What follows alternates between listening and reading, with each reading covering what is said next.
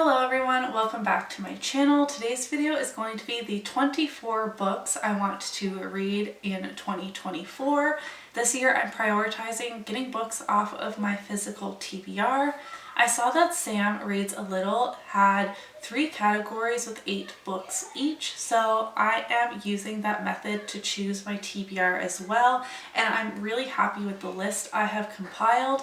I also used your guys' suggestions from all my books on my physical TBR video. In the comments, you guys mentioned what books you would like to see me read, and many of them have made it onto this list. I have 8 sci-fi fantasy books, 8 romance and romantasy books, and then 8 other, which are classics, historical, thriller, those types of genres. I'm really excited to share all of these books with you, and I can't wait to have a fantastic reading year in 2024. I'm on a book buying ban until I read 30 books off my physical TBR, and so far we are at 1. Doing great. I am going to start off with my 8 sci-fi and fantasy books. These aren't in any particular order within the categories. And some of these books you may have already seen on my January TBR, but certainly not all of them. First, I have The Fellowship of the Ring by J.R.R. Tolkien. The Lord of the Rings is a classic fantasy series that I've been very intimidated by, and yet I feel like I'm not a real fantasy reader if I have these on my shelves and I haven't read them. So this is part 1 of The Lord of the Rings, and I want to get started. I actually have just checked out the audiobook from my library, so this will be getting started very soon, and you'll be seeing this in a reading vlog. A series I want to start is Red Sister by Mark Lawrence. This is my mom's copy, which definitely plays into this as well, in that I want to return this to her. But also Backlist Book Club, hosted by Covers with Cassidy. They read this trilogy and then are on to the next one, and everyone seems to be loving it. So this is a series that I would love to start this year. And in starting series, I also need to be finishing series. So I have Assassin's Quest by Robin Hobb on this list. This is the finale to the Farseer trilogy, the first trilogy within the realm of the Elderlings.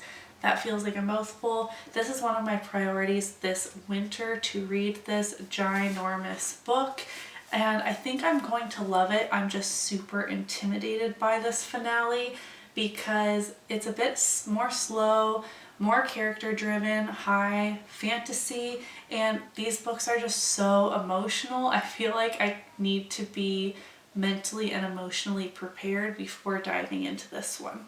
I have The Night Circus by Erin Morgenstern, which has been on my shelves for a very, very long time. This is another book that everyone seems to have already read, and they either love it or hate it. This has made its way onto my January TBR as well, and I really hope to get to it this month. I have The House in the Cerulean Sea by TJ Klune. I'm really intrigued to dive into TJ Klune. So many of his books sound amazing to me, and I think this one is the most approachable. Is that the right word? This is one that the one that I own, but also one that I think will be easiest for me to pick up and read. And then I do want to read In the Lives of Puppets as well as Wolf Song by this author. So before I buy more of his books, I obviously need to read the one that I have on my shelves. 2 more sci-fi dystopian books that have been on my shelves for a very, very long time. I believe both of these were in my reacting to an old book haul video. I have The Handmaid's Tale by Margaret Atwood. This is more of a dystopian society, but it's not very long, and I would love to watch the adaptation of this. And I've gotten a surprising amount of comments telling me that I really should read The Bone Season by Samantha Shannon, but I don't think this series is complete yet. Is that true? I feel like this book has been out for a very long time, and in this world we're following clairvoyance, so I think it's one of those like sci-fi fantasy blends, and I don't know, this book has been on my shelf for so long, and I never really feel drawn to starting this series versus so many other options, so I'm putting it on this list to encourage me. And the last sci-fi book I need to read in 2024, Raven-Haired Reader made me do it. Rachel hyped this book up so much. It was her favorite book of 2023. She raved about this, so I just had to buy it. And I haven't picked it up yet. I have read The Martian by Andy Weir and absolutely loved that book, so I'm less intimidated to pick this up, except I'm running into that thing that I do where a beloved book that is so hyped, I put off picking up myself because I'm scared I'm not going to like it as much as everyone else, and I hate being the one that's different than the others with reading taste, and that happens to me so often. But I do think I'm going to love this one. I feel like Andy Weir does sci-fi in a really approachable manner as well, so I'm gonna get to this. I now have 8 romance and romantasy picks. I feel like that's a weird, I should have put like fantasy and fanro together, but I wanted to put adult fantasy and sci-fi together, so don't mind my groupings, but I have 8 of these. First I have Heartless by Elsie Silver. I read Flawless in 2023 and absolutely loved it. I can feel my cowboy era coming on, and this is people's,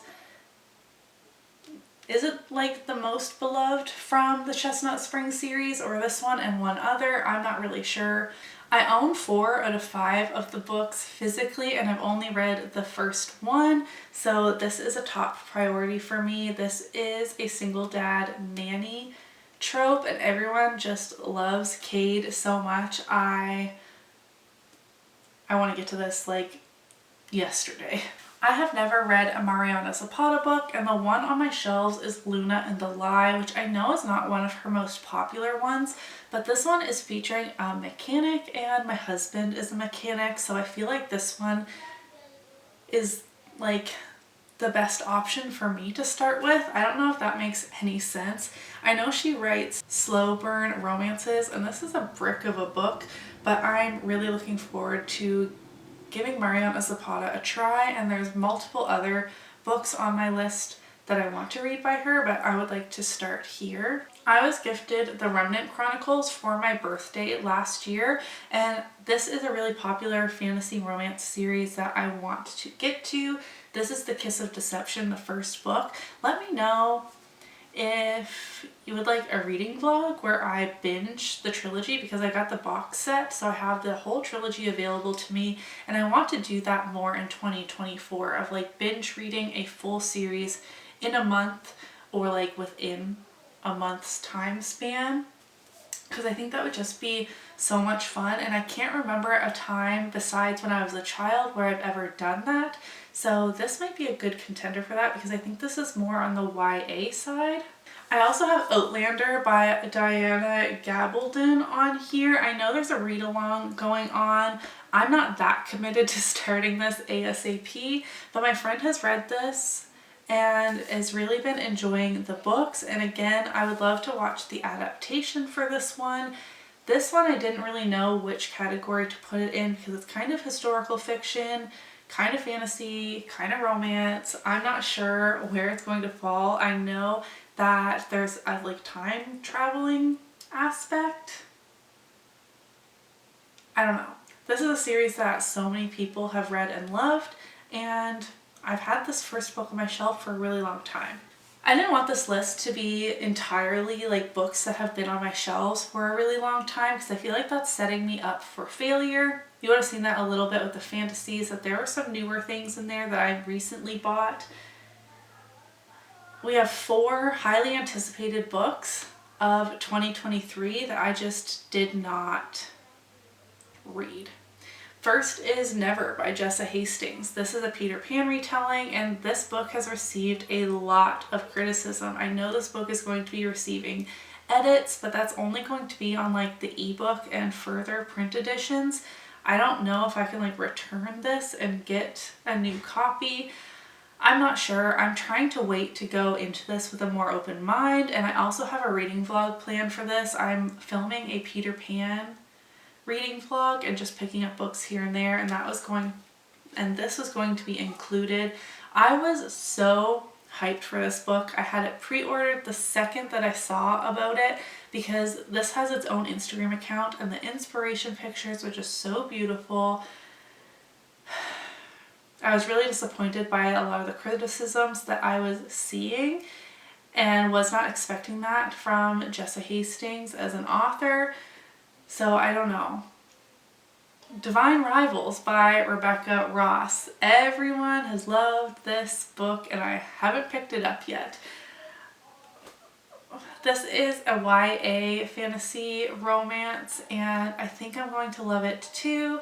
Once again, I'm doing that thing where I'm just scared to pick it up. It's not even that big. I was considering reading some of the Goodreads winners in a reading vlog, and this one, the YA fantasy category, so maybe that will be the push I need to read this. For Christmas, I received The Foxglove King by Hannah Whitten. I haven't seen anyone talk about this. I've only seen it in people's hauls because this is a very beautiful book.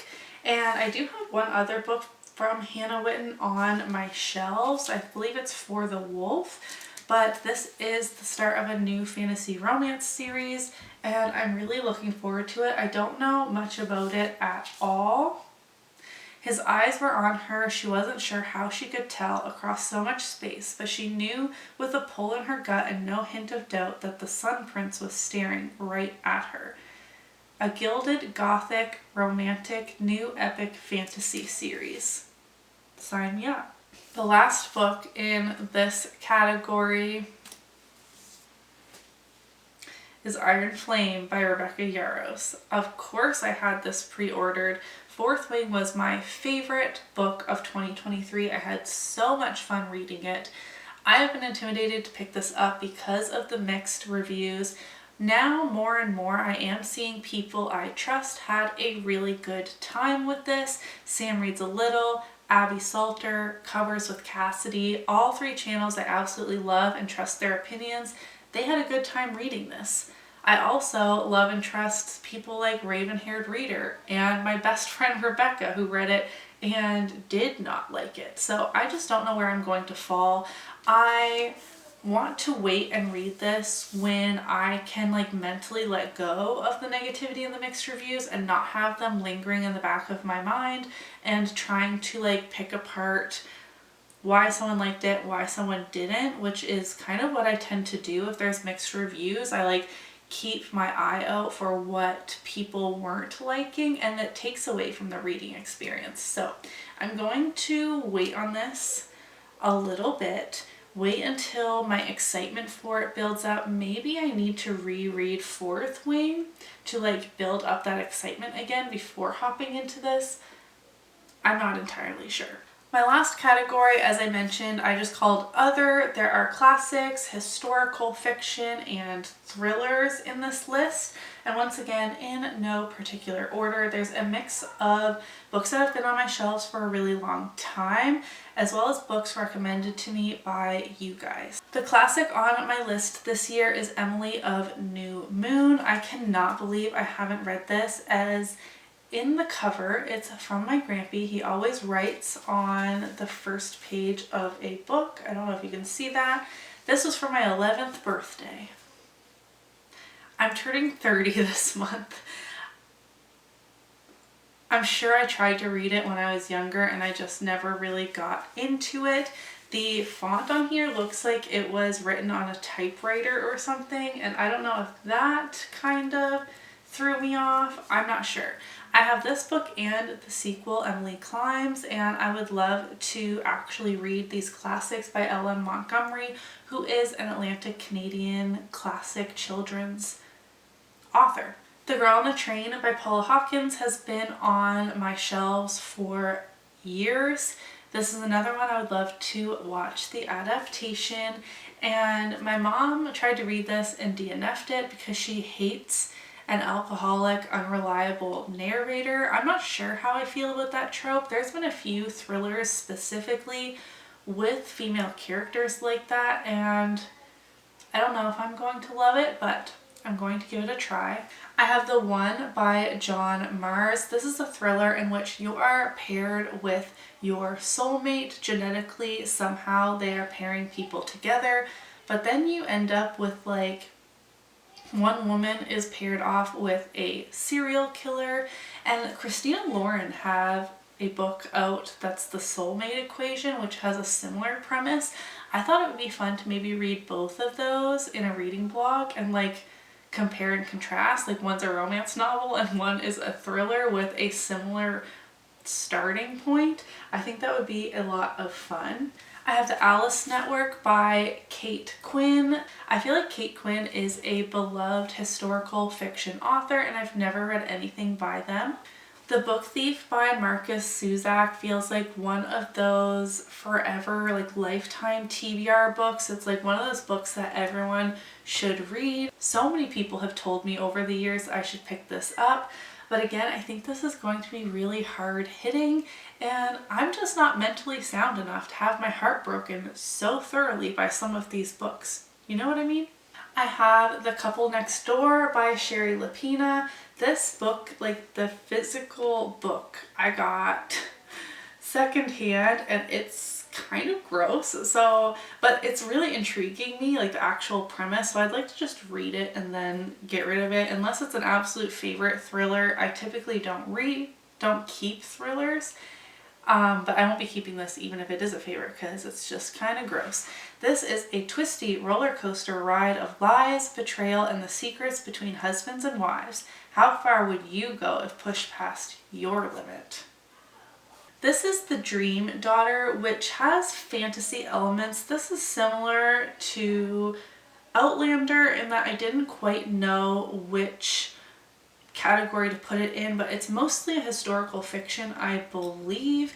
And this is about a pregnant woman gets the opportunity. She's in the 1970s and she's pregnant and her baby needs a life-saving surgery, but the technology in the 70s isn't there to perform the surgery, but she gets the opportunity to travel forward in time to get this life-saving operation. And then I don't know, does she stay in the future and then, or does she come back? Like, I have no idea.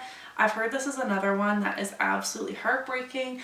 I got this book when I was pregnant and I knew I absolutely could not read it at that time because I'm an anxious disaster just as a human being. But now that my kids are much older, I feel more ready to tackle the topics discussed in here. Finishing off with a thriller that also made its way onto my January TBR, and that's The Family Upstairs by Lisa Jewell. I believe there's like a sequel or a spin-off to this book out now. This says a twisty and engrossing story of betrayal and redemption reminiscent of Donna Tartt in scope and quality. Blah blah blah. Soon after her 25th birthday, Libby Jones returns home. I'm not sure. I've heard that this is quite dark and twisty, and I'm really looking forward to diving into Lisa Jewell. I feel like a lot of people really love her as a thriller author, and I also want to read None of This Is True. Is that her newest release? I'm not really sure, but this is the 24th book on my list. So those are the 24 books I want to read in 2024. I have quite the stack going on. I'm going to write all these on paper and put them in a TBR jar and pull 2 of them out at a time. And just see if I can somehow make some progress on these. But I have started off strong in getting quite a number of these books on my January TBR while I played my TBR game. I can link that up in the cards if you missed it. You'll have to let me know what books you are prioritizing in 2024. I mentioned some of my goals here and there throughout this video as well, but fantasy romance is going to be a big focus for me in 2024. And then prioritizing these books, my physical TBR, and series. If you enjoyed this video, don't forget to give it a thumbs up so that I know, and I will see you in my next one. Bye!